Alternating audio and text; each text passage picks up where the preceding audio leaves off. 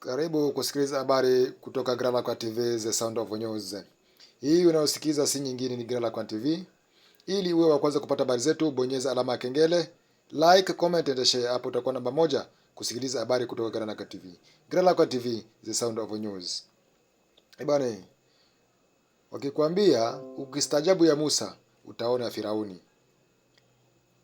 Mambo ambayo yalikuwa yakipitika katika jiji la Uvira, hususan katika Jamhuri ya Kidemokrasia ya Kongo, katika Kivu ya Kusini, ni mambo ambayo watu walikuwa wakishangaa sana. Yaani ni mambo ambayo sijui niseme nini. Maana ukisikiliza vizuri mambo ambayo alikuwa akisema msemaji wa kijeshi. Ukiitwa msemaji wa kijeshi, yaani wewe ndiye uliyebeba mamlaka zaidi. Yaani wewe ukiongea ni kijeshi ndicho kimeongea. Sasa ukisikiliza maneno ambayo huyu msemaji wa kijeshi Bwana Silvano Ekenge alikuwa akiongea, yani utashangaa. Inaonekana kama kuna kitu kilikuwa kinajificha nyuma kwa huyu mtu ambaye alikuwa akitumwa hapo Uvira, Bwana Generali Gasita. Maana uko mtu msemaji wa kijeshi hawezi ongea maneno kama ambayo ulikuwa ukiongea hapo. Wazalendo ni nguzo ya nchi. Na wewe ukiwa unaongea hapo uko mzalendo. Wewe kama msemaji uko unaongea hapo uko mzalendo. Ina maana maneno ambayo alikuwa anaongea watu walikuwa wakishangaa sana. Huyu vipi? Je, mambo ambayo anaongea anayajua kindani zaidi au wanamwandikia nenda kaongea hivi? Msemaji wa kijeshi ni mtu mkubwa sana. Ni mtu ambaye anabeba maono makubwa ya jeshi nzima. Ukiwa msemaji wa serikali, ukisema yani serikali ndio inasema. Ukiwa msemaji wa kijeshi, ukisema jeshi ndio inasema. Watu wanashangaa maneno ambayo alikuwa akisema hapo. Mtayasikiliza na mtachambua nyinyi peke. Mtayachambua vizuri kabisa. Wazalendo sisi atuwa kontrole. Wazalendo hata kipindi cha mzee walikuwa wanapigana. Yaani sijui niseme nini. Mzalendo ni mtu ambaye anapenda nchi yake. Mzalendo ni mtu ambaye hawezi kuchukua rushwa kwa kupana nchi, kwa kutoa habari. Ndio maana ya uzalendo. Mtu ambaye anapigania udongo wake. Na wewe unaongea hapo kama msemaji wa kijeshi, uko mzalendo. Hii ni taarifa tu tunawapa, sisi ni wanahabari.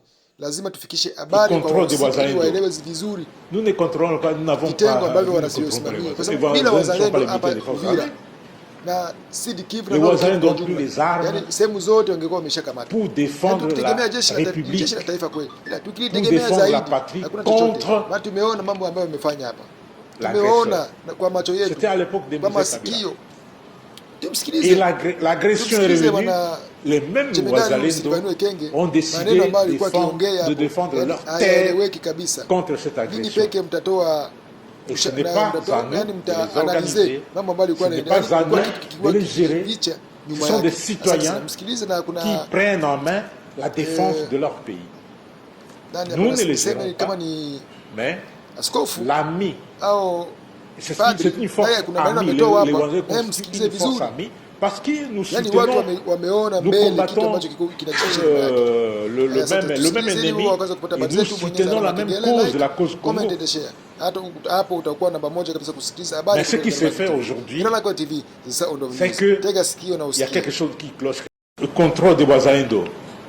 Nous ne contrôlons pas, nous ne contrôlons pas les wazalendo. Les wazalendo ne sont pas les militaires des forces armées. Les wazalendo n'ont plus les armes pour défendre la République, pour défendre la patrie contre l'agresseur. C'était à l'époque de Mouzé Kabila.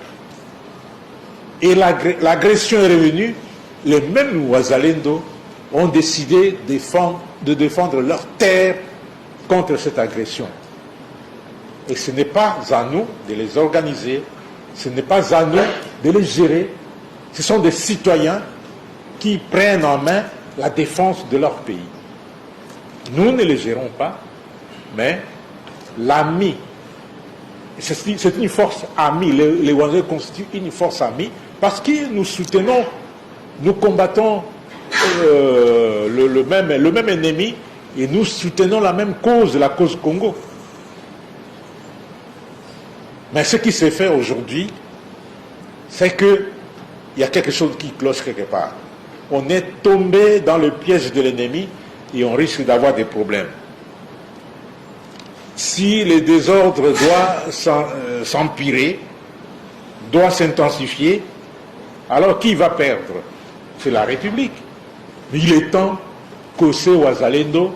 De peine, ce qui se passe à Uvira depuis la semaine passée. À la cause de la colère, de la manifestation du peuple de Dieu et d'autres citoyens, toutes religions confondues, toutes tribus confondues, qui se trouvent à Uvira. Et qu'est-ce qui se cache derrière cette nomination si on doit sacrifier toute une population pour ça? À Uvira ce matin, c'est déjà plus de 5 personnes qui sont mortes. Attirer sur les populations qui sont main vides, sans défense, la résistance. Et que ce qui se passe derrière cette affaire, tout le monde craint la balkanisation. Uvira est devenu aujourd'hui le dernier verrou de ce que nous connaissons dans ces pays. Mes condoléances les plus sincères aux familles éprouvées dans ces violences, ma compassion aux blessés et mon encouragement à toute la population d'Uvira et de ses environs. Nous voulons vivre et nous sommes prêts à nous défendre, mais vite, avec nos prières, avec nos chants, avec nos psaumes. Non, nous ne mourrons pas, nous vivrons. Et Uvira ne tombera pas.